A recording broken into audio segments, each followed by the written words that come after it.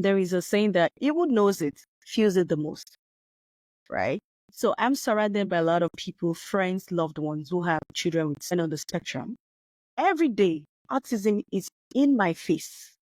I see it from friends, from loved ones, and it gets into my head. And immediately I see it gets into my head, I keep pushing out the information. I'm not going to stop. One day you will listen to me because I'm exposed to this. It drives that passion.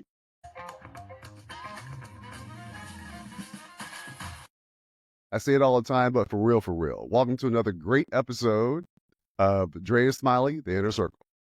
Right? For real, for real. I love the way that you introduced with that, because this doctor we have on today is a for real global transformer in the medical arena. She was in Canada. She was in Nigeria. She's in Los Angeles. She's leaving her mark all over the world. So let me read her bio. Dr. Foloronsha started her career in Nigeria as a registered nurse in 2010 before relocating to Canada in 2011 to embark on her Bachelor of Science in Nursing at the University of Saskatchewan, Canada, where she graduated with distinction in 2015. She obtained her Master's in Health Administration at the University of Regina, Canada in 2020 with distinction.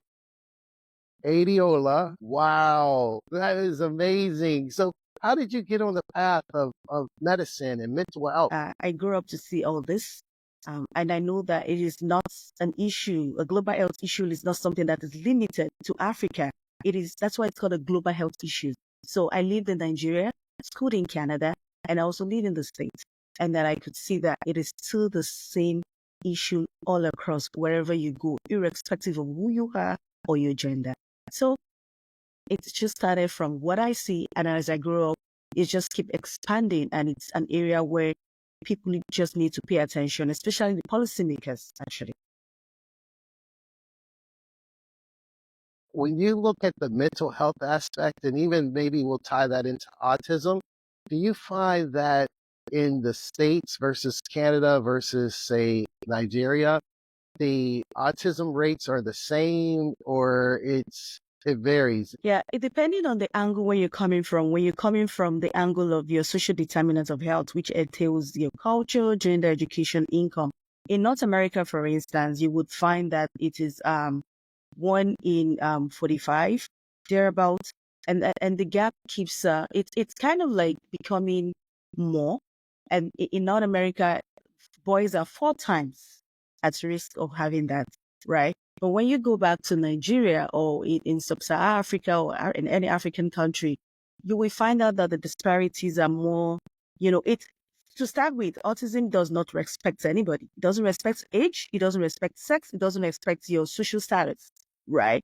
But the only problem is that in sub-Saharan Africa, where we try to shy away from that because of the stigma around that, there is a limited data to say these are the number of people actually affected. But what we do see is that the number is actually increasing. A couple questions. I want to go back a little bit, but before I do, the stigma around autism. Tell me about it. Well, the stigma is highly pronounced in Africa. And it's because of our cultural belief system where you have anything around mental health itself. Nobody wants to associate with that, right? That doesn't mean that in North America or in the Western world that there is no stigma around that. But it's not as pronounced as what we have in Africa because the people just believe that it's because you've offended God. You are not in the good book of God, and that's why you're being punished. And such people are being seen as, possessed sometimes. And so nobody wants to associate themselves with people who are possessed. It's still the same issue when I looked at the aspect of postpartum depression too, where women in Africa don't want to talk about it because what would the society say? How are they going to address them?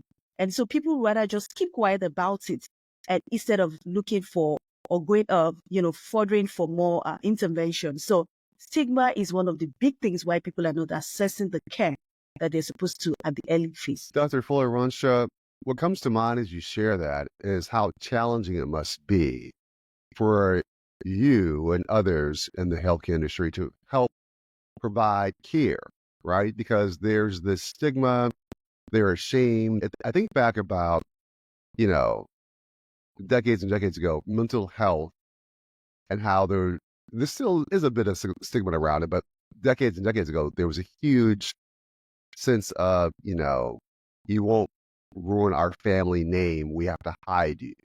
And so, way back then, if there was a child that was severely challenged with some type of health issue, whether it's mental health or otherwise, they would almost shun them or put them in an institution and kind of assume that they didn't exist. So obviously there's no opportunity for care.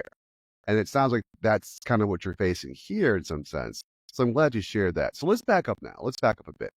You clearly have a academic drive, right? You have a number of different degrees, so much so that the work you've done has been recognized, and you've received an honorary doctorate. Where does your drive for academic excellence come from? First, I'm surrounded by parents, siblings, loved ones that they're in the academic environment. So you have no choice. It's a must. Wherever you roll with or wherever you mingle with, it's just going to be, you pick up the characters from them, right? But not just only that. As one grows up, you realize that for you to be relevant and for you to be valued at what you speak or whatever you want to do, you better have the right language for that. And so that's why I'm always putting myself into that space of going to learn more about something. And before I talk about anything, I want to know what it is. I want to, bury myself into that knowledge and have that evidence-based findings so that you don't put out the wrong information out there when you're talking about a particular subject matter. So the passion to improve health, the passion to be an advocate just puts me in the space that if I really want to be relevant in what I talk about, I better continue with that professional development. And that explains why. Sure, that makes sense. Something we talk about on the podcast and I really believe strongly is exposure. Your exposure growing up can increase your horizon. It kind of helps define who you are or who you're going to be. Just out of curiosity, let's say, you mentioned that you're surrounded by high achievers, academics and the like, whether it's in the family, friends, that sort of thing. Let's just say that you went home and told your dad, you know what, I think I want to be an artist or a carpenter. What would their response have been? First, my parents do not. They are very versatile and vast when it comes to career. So they will not even kick against that. But what they would tell me is that you better go learn the rope trade and everything. Learn the nitty-gritty of that. Be the best carpenter. So it doesn't have to be academics. You don't have to be for you to be relevant, it doesn't have to be all academics, but make sure that whatever you do it well. I love that. So I love that. So their push for you wasn't, you have to be an academic. Their push, their exposure that they helped create for you was excellence, right? That's perfect. That's right. So whatever you do, be excellent. Is that fair to say? That's it. That's the summary of it. That's it. Yeah, I love that. Okay, so now let's dive back into where you are currently. Matter Mental. Tell me about that. So yes, Matter Mental was founded last year and it's been doing amazing stuff, not because I'm the founder, but because of the feedback I've been getting from people. The feedback, So Matter Mental was founded because last year, there were a whole lot of people around me bringing, naturally, I find myself in the space of mentoring people or giving counseling. I'm not an official counselor, but I think by virtue of birth or virtue of who I am, I find myself counseling a lot of people, whether professionally or even outside my profession, and even the young ones, my contemporaries, or even people ahead of me. And so there were a lot of discussion around postpartum depression, and I had to go deeper and even bury myself into it to see what it looks like globally. And then I decided to streamline that to see what is even going on with that, like in my country, or even in Africa generally. The statistic that I saw, it was bad. It wasn't encouraging. So I organized a global summit on that, a virtual global summit on that. And so that's how Matter Mental started. And then when I finished that, I knew that was not the end of Matter Mental. Mata must carry on because the goal is to impact life across the spectrum. That is the theme of Mata. So to impact life. So it's a non-governmental organization, and it's non-gender, and it addresses global health issues. And so this year and next year, it's been focusing on autism, or mostly neurodivergence disorders, more specifically autism. And so it keeps unfolding. So I can't really say this is it, but Mata keeps unfolding. In terms of success with the organization, tell me how would you define that, and give me an example of some success you've seen since the genesis of Matter Mental. My success will be mentioned based on the people who have accessed the program, because they are the true consumer of that program. So it's not going to be coming from my own perspective. It's going to be coming from the people who had accessed the program. And so last year, for the postpartum depression, a lot of people had access to psychologists, had access to public health experts, had access to mental health nurse practitioner, which normally they might not be able to have access to, or they might even have to pay, because access does not always mean location. Sometimes the finances too as well. But through this Mata program, they were able to have that access to those evidence-based information. And not only that, even the people who attended also became volunteers, because they wanted to carry on that work as well. They became volunteers that, wow, let's join the force. So to me, that's a success. And then to this year's program, which is the autism program, you need to see how the children were really happy. The smiles that came from the African kids in Nigeria, they were really happy. They were really excited. And the pictures, the pre-picture of how their dental situation was. And then the post just speaks for itself, because they're able to smile. And from smile improves your mental health, your well-being. You are able to, it even reduces the halitosis, that's the mouth odor. So they can speak in the society. They are not being neglected. So those are objective findings coming from the people who had accessed the program. And I believe that's how I'm going to measure. Those are my metrics. What she said was so amazing is, she said, by smiling, you increase your mental health. It just makes it so you're happier and your health is there. And I'm smiley. Yeah. So his mental health is on point. So tell me, I'm so intrigued with autism, because when you hear it, people say, oh, he's on the spectrum. What is autism? They even say Elon Musk, he's on the spectrum. But what does that mean? So to start with, it is a disorder. It is not a disease. It is a disorder, but it depends on which platform you want to come. But it's a spectrum, meaning that some could be, just very minor, some could be just in the middle, and some could just be severe. But what autism itself, by definition, it's a neurodevelopmental disorder that it affects social life, your social interaction, your communication, and your interaction with people. So some could be, when they're on the high spectrum part of it, some could be so good academically, right? And then, but behaviorally, they do not have a clue what is going on. They can just jump into a conversation without taking excuses. They don't know how to take turns, right? So, and some, they could be extremely communicative, like they really, really talk. And then in terms of, again, the social aspect of it, or the behavior aspect of it, it's not just, appropriate, right? So with the question, can you outgrow autism? Autism can be managed. That's the word.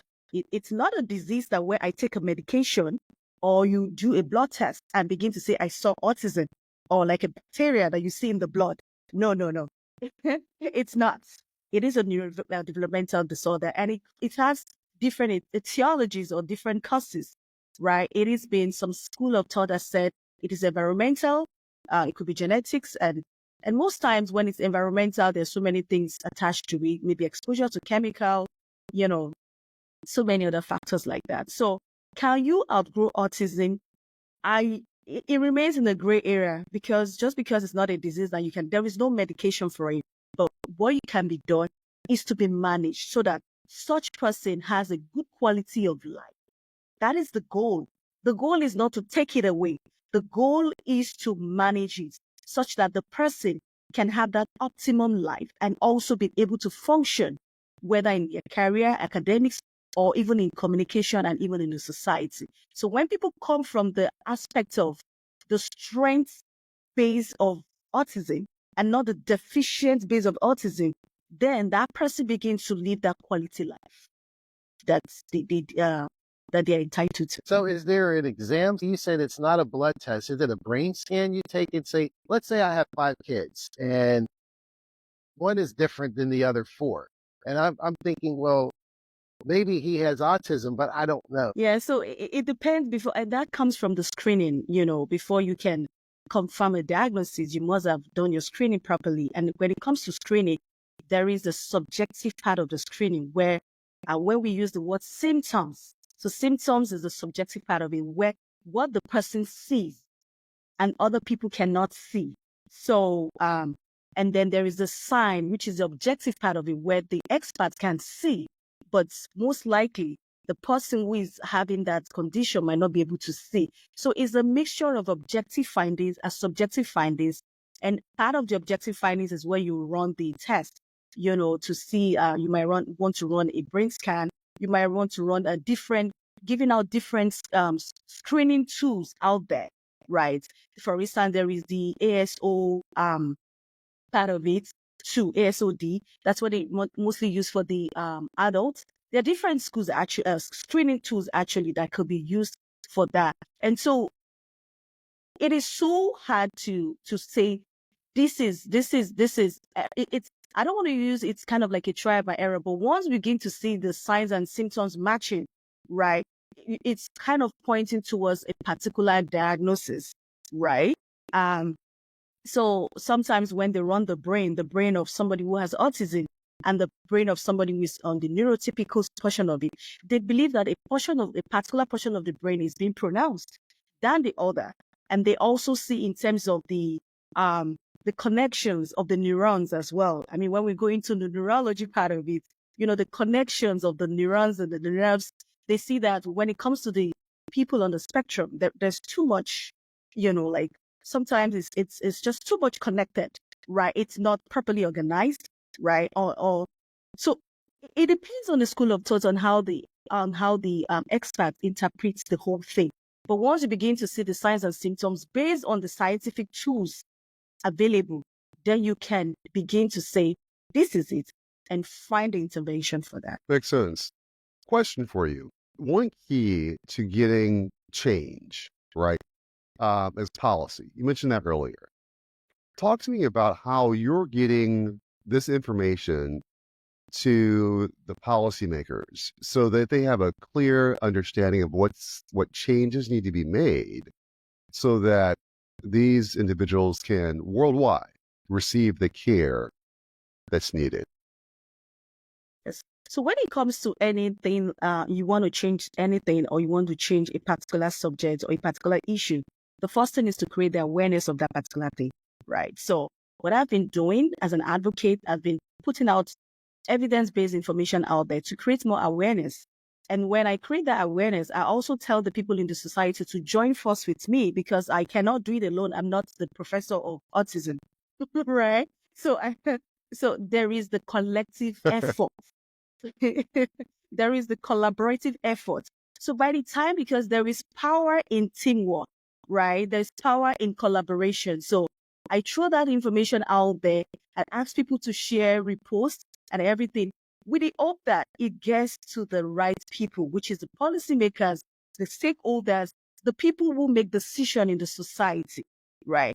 And when I also encourage non-governmental institution, organization to also talk about it, do something about it, write something about it, where we all come as one, the policymakers begin to see it as, it's like you stating something continuously in my ears. One day you will give in. No matter how hard you think you are, you will say, okay, I get it. Let's do something. Let's have a conversation, right? But first, it has to start from, the passion from the people that, yes, are they ready for the change? When the people that are leaders see that people are ready for change through continuous awareness and pushing out the information out there, then they will begin to say that, yes, truly they need the change, because if they do not respond, the leader may not find it easy because you are a leader over us. And it's the government for the Sure. people by the people. When you define democracy, if it's still like that, Makes sense. Makes sense. And so, as you move through this, it's got to be challenging because, like you were saying, you have to share this data frequently. You have to share it effectively. I imagine there's pushback. What keeps you motivated to continue down this path with all the obstacles that I imagine are in the way? there is a saying that he who knows it feels it the most, right? So I'm surrounded by a lot of people, friends, loved ones who have children with children on the spectrum. And I could see how that could impact their quality of life, and not just even that person on the spectrum, even their caregivers. So it impacts life. The stigma alone is just, it's not just something to be proud of. And so there's a lot of change in their lifestyle. There's a lot of change in the way they see things. Some just go into burnout situations. Some just believe that they're no longer accepted in the society. And so every day, autism is in my face. I see it from friends, from loved ones, and it gets into my head. And immediately I see it gets into my head, I push out, keep pushing out the information. So it drives it drives that passion. When you see the way your loved ones are not living up to their optimum health, not because they cannot, but because they are taking care of people on the spectrum. You will be touched to say, yeah, I want to join the forces as well. Love. When you mentioned the nonprofit and you're doing these amazing things globally, let's talk about the business side of it. How do you raise capital? How do you raise funding? Unfortunately, no. I have not been getting zero. Let me use the word. I have She's rich, the Smiley. gift. She's rich. See, No. Honestly, no. Please don't. Okay, so let me rephrase. I'm surrounded by people, like I can easily convince people I have that gift. Okay, so I must be thankful to God for that. When I'm passionate about something, I would make sure I convince you to that thing. So that's what I've been doing. So I've been able to convince my loved ones. I've been able to convince people around that. Can't you see? Look at that. Look at this person. Did you notice that you didn't see this person? Do you know why you did not see this person? It's because the daughter, the child, this, that. They'd be like, okay, so what shall we do now? What can we do now? And then so they've been coming, like people have been coming, friends, just friends now have been coming to say, okay, like the program that I held, that was held in Nigeria for the autism program, 85% of it came from me, 15% came from my friends that I went to school together with back in Nigeria. Though they live in the States now, but the power of friendship. Now, the 85 portion of it was challenging on me, because what that means is that I was having my feeding money where I was supposed to be feeding on. So I've been saving up to make that program happen. So it means that I needed to reduce my ration. And when I say feeding money, it doesn't mean I'm feeding on. It is even so cheap. Let me use the word. I'm doing that because of one thing: passion and the change. Now the question is that the best way to do it? Maybe not. Or maybe it just remains in the gray area. But it has to start. I need to start from somewhere with the hope that people can see the evidence and come around and support. I love that, because if you got passion, which is desire on fire, that's what passion is. And when you have that desire and passion, you'll get it to happen. It becomes a primary obsession and it just gets done. So that's amazing. Is there any question that we should have asked you about? I think I really want to use space to put information out there for more funding to be out there for any neurodivergence disorders that we have. I really want to put that there. That is very important. That's for sure. So let's say someone wanted to reach out to you. Tell us how best to contact you. Yeah, because the program is an ongoing thing. It's an ongoing project. So I have a website, mattermental.com. Mattermental.com. I love transparency. Everything I do, I put it out there for people to see, because that's my evidence. I don't have to speak too much grammar. I don't have to blow too much British English to tell you that this is it. So the evidence is out there. I love it. I love it. Hold on. She said British English. English. Doing that. Yeah, I love that. Oh, So mm. matchyourmental.com. .com. Yes, it is there. And you could be rest Okay. assured that whatever dollar you put in out there will be used for that cause. That's the truth. Because the one I did in Nigeria, there's too much demand. Even the school that I use, the special needs school, they have a whole lot going on in that school. So I had to make a 10-minute video where the principal of the school had to speak, where, you hear best from the horse's mouth. He will tell you, at least it's not coming from me. I have taken the passion. I have done the little I can do by addressing the dental portion of autism, because there are different aspects to it, right? So I had to make a video that, okay, the principal of the school, you tell us what is going on beyond, what I've come to do in the school, because it is not just about only what I've done. There is more to it. So that video is out there, and I keep resharing that. We hope that it will get to the right side of people, right? So more to be done. A lot of states needs to do more. And of course, when you have to do more, it entails human capital and the financial part of it, for sure. Wow. Awesome. So, Dre, let's move into the final four. You ready for the final four here? Yes, All right, sir. let's do it. Right. All Let's right, do it. Dr. Adiola. What is the best compliment you've ever received, and why? The best compliment was, it was as simple as the word thank you. Thank you for coming on time. And the word is on time. Because in medicine, too, when we use the word myocardial infarction, it says time is muscle. If you don't come on time, that's it. Dr. Rancho, I like you said that. I irritate a lot of people because I believe early is on time is late is not acceptable. And so some people who are around me, they get irritated because, why do you have to be 30 minutes early? It doesn't start for half an hour. That's okay. The plane doesn't leave for 3 hours. That's okay. I'm here. If anything, I'm ready for the unexpected. So I agree with you. Early is on time, and being punctual, because it represents you and who you are. It says a lot about you if you're punctual. Yes, that's right. Yes, that's right. Okay, so next question.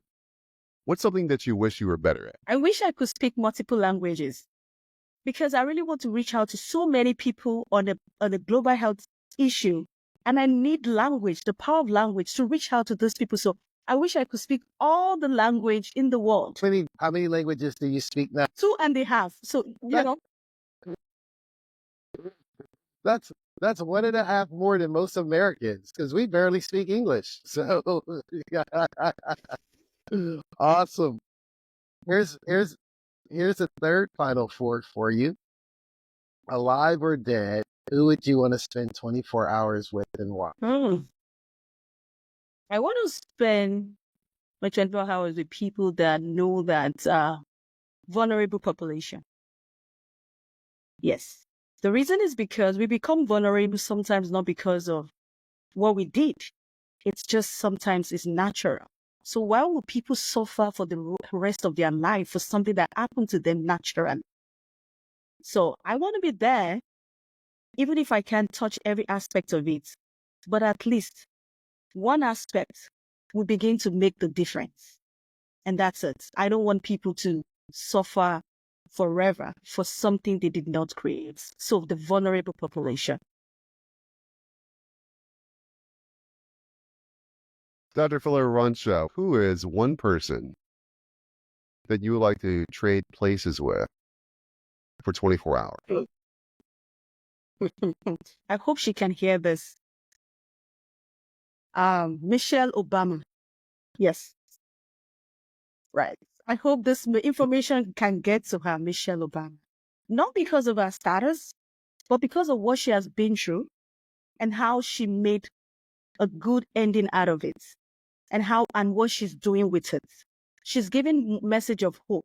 She's telling people that your background doesn't have to determine the way the whole of your life has to be. She preaches that message so well and delivers that so well and gives the word of hope. to people that you can do it, even if you did not start well. And if you didn't start well, you can always retrace your step again, right? So I love that. I love what she does, right? And so, and good for her. An excellent work that she was able to get into that spotlight in her life. But the track record that she has shows how genuine, how transparent, how caring and loving she is, that she really wants to reach out to everyone, most especially the vulnerable population, which I also love myself personally. Yeah, as you share that, so a phrase comes to mind. It's not how you start, it's how you finish, That's right? right. It's not how many times you fall down, it's how many times you get back up. Her book is a great book for those listening and watching this. For if anyone is curious about Michelle Obama's first book, excellent book. Yeah, for those who may not have read it. Yeah, so thank you for sharing that. I appreciate it. Smiley. Yeah, being on the Dre Smiley in a circle, your passion. You made me when you were speaking about this is the first time where you said you wanted to, or we had someone not name a person. They named a whole population of underserved people. You said the most vulnerable. That made me think like you're an earthbound angel because your heart and passion to help so many is infectious and contagious. So I want to thank you for being on the podcast, one, and thank you more importantly for what you're doing in this hemisphere and on the other side of the planet and what you're doing globally. Because it just, I think of you when you wake up, you're not just thinking about a problem in one part of the world. You say globally, you want to affect change for all the underserved with autism and postpartum globally. That means your perspective is so much broader when you start off versus, I just want to help my little zip code here in Los Angeles or this little state here in Nigeria. You're looking at everyone. So thank you for doing what you do. There is a principle in public health or population health where if you are able to, vaccinate a set of number of people in the community, then you begin to save other aspects to other set of people. So you want to increase the immunity of people. When we begin to increase the number of people, a vulnerable population who are having access to something. And by the way, access, like I earlier said, doesn't always mean ability to get to a place. Access could mean, can I afford that? And can I sustain that? Affordability and sustainability, to carry on. So with the hope that we start from somewhere and it begins to expand, right? And people begin to see it. So I really want people to join the force that, when it comes to impacting life across the spectrum, you don't have to have it all figured out. Just start from where you are and with the hope that the fire catches and begin to spread. Yeah. At the top, Dr. Falarancho, you said that your success is in part due to your family and circle of friends in terms of the support and the push for excellence. I can imagine how proud they are of you. I'm glad that you were able to take a few moments out of your day today to share with us the work that you're doing. For those listening and watching, I hope that you are able to spread the word in terms of what she's doing. For those that are able, please support her at mattermental.com. And thanks again for being on the Dre and Smiley podcast. I would say thank you so much for giving me the opportunity and the platform to speak, because I could have so many things to say, but if there is no opportunity, it's just going to become a theory. So thank you so much.